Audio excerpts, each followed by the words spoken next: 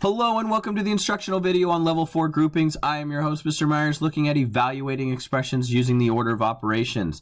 What are the levels so far? Well, we've got level 1, adding and subtracting, or substitution and subtraction and sums, multiplication and division for level 2, exponents for level 3, and groupings is our level 4. And groupings is kind of a special one because it's not an actual operation like add, subtract, multiply, and divide, or even powers, which is repeated multiplication.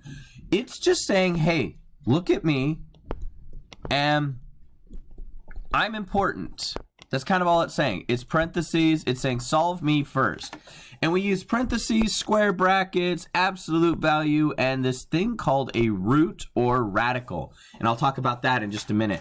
But hopefully you paused this video right when you saw your gem and ran back to your journal and grabbed the page in there that's your gem, opened it up, filled in the groups there. If not, go do that. Alrighty, so let's talk about groupings. What types of groupings are there? Well, there's these things called parentheses. They're parentheses. And basically it says, hey, solve this thing first. And when you have something like that, what you're saying is just simplify everything inside those parentheses together first. So we want to put those together. Absolute value, same idea. We do the 6 minus 2, then we take the absolute value. It's been a long time since we talked about absolute value. Then we have square roots or radicals. Same idea. We deal with the stuff on the inside first. So if that was like 5 plus 3, then I would simplify that to 8, and then it would be a lot easier to handle. It's a special division problem. You don't have to worry about how it works yet. I'm just going to show you how to use it. All right? There are others, but those are the primary ones that I want you to worry about right now. So what does it mean to have a parentheses? It means multiplication. So what is this really saying? This is saying that you have two groups of 5. That's what it's meaning. 2 groups of 5. So it's kind of like I have 2 bubbles here with 5 inside. Which, yeah, you're right. That's kind of like addition here, right? That's kind of what that looks like. But how do we write repeated addition? Oh, with multiplication. So because I popped those bubbles and just made it addition, it just turned into multiplication, which means that when you have parentheses around, it just means multiplication, even though we don't write it.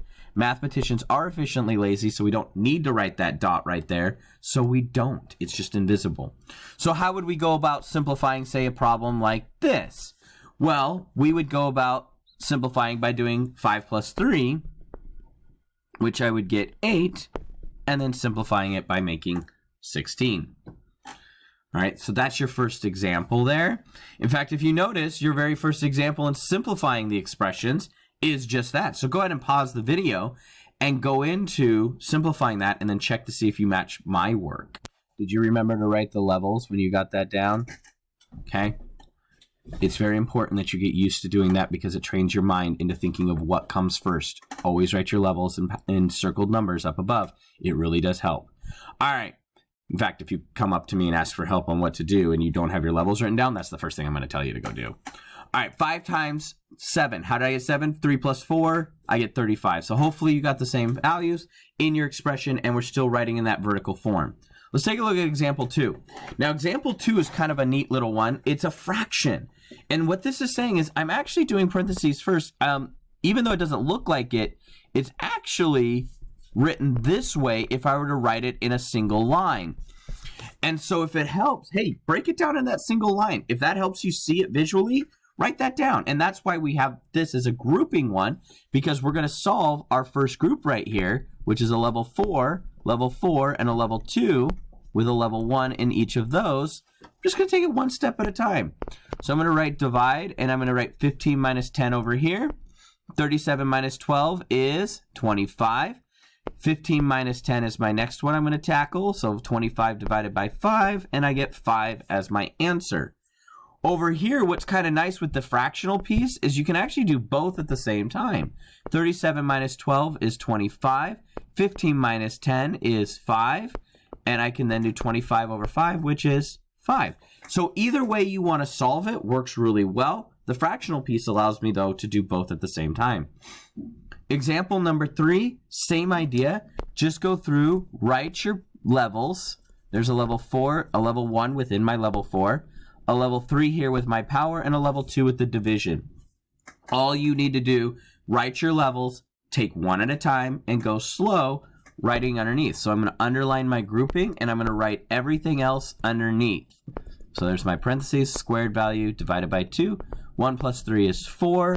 Now I'm going to deal with my exponent, 30 plus 16 divided by 2. Now I'm going to deal with my division is 8. I get 30 plus 8, which is 38 for my answer. I went kind of quick because I'm used to using my levels, and I just took one step at a time and did quick little math in my head. My last example 4 here is with a grouping or a square root function. And you know what? I'm going to make this a little fun. I'm going to make that a 9 just because I can. So inside my level 4 here with the grouping, I have a level 2 and a level 1. So we're going to deal with that level 2 first. So I'm going to write my radical, and I'm going to write 3 plus 2 times 9, which is 18. And I'm going to get the square root of 21. Now, I can't do the square root of 21 in my head as much as I would love to be able to do, but all I'm going to do is grab my calculator, type in 21, hit the square root button. There's a crazy decimal because it's an irrational number. So I'm going to write 4.58, and I'm going to use the approximate symbol. So I can use that little approximate symbol there to kind of just show that it's approximately 4.58.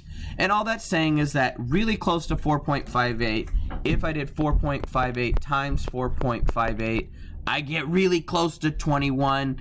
It's 20.9, which is so close to 21, that's okay. And that's kind of what you're looking for. It's a special division. Again, you don't need to know why it works, just how it works right now, so that way you can use it later on in one of the tasks. Now, with that, we just looked through 4 examples of using groupings for your level 4.